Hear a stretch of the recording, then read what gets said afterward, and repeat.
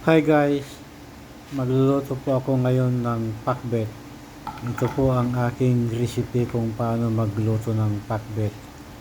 Guys, ito po yung mga gulay na gamitin ko. Kalabasa, talong, sitaw, okra, ampalaya. Tapos lagyan ng sibuyas, kamatis, sili, bawang. Yan guys. Ganyan lang po guys. Pagsama-samahin na yan. Tapos lagyan natin ng sahog na sardines, isang latang sardines. Yan. Ibuhos lang natin guys sa lutuan natin yung sardines na isang latang maliit.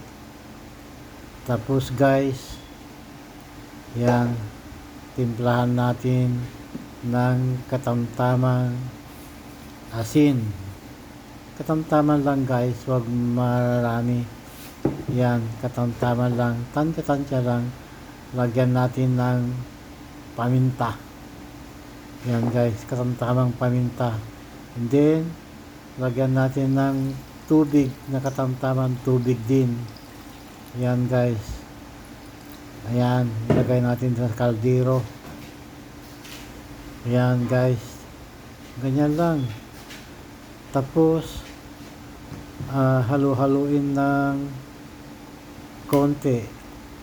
Yan guys, halu-haluin ng konti. Yan, ganyan lang guys. Pagtimpla ng pakbet, diba?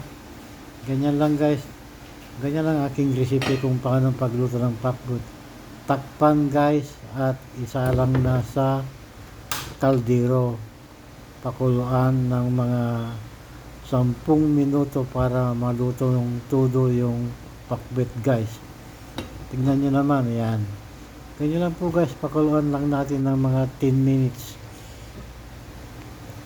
Sa natin, yan, kumukulo na guys, tignan nyo. Ang ganda ng pagkakaluto ng aking pakbet, di ba? Ganyan lang kasimple guys ang magluto ng pakbet. Madali lang, tapos mura pa ang magagastos nyo. Kasi ito ulam ng pangmasa. Hindi siya magastos. Katamtama lang ang gastos nyo dyan. Kasi mga gulay-gulay lang yan. At sardinas. Yan. Lutuin pa natin ng ilang minuto pa. Ganyan guys. Bango ah.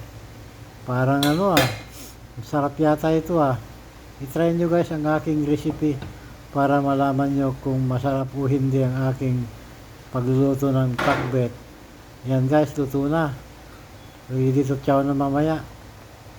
Yan, di ba? Tikman ng konti para malaman nyo kung tama na ang lasa. Pag matabang, lagyan nyo pa ng konting asin. Pag hindi na, okay na. Ayos na yan guys. Ready to serve na yan guys, di ba? Ganyan lang naman guys eh. Ganyan lang magluto ng pakbet. Thank you for watching guys. Merry Christmas.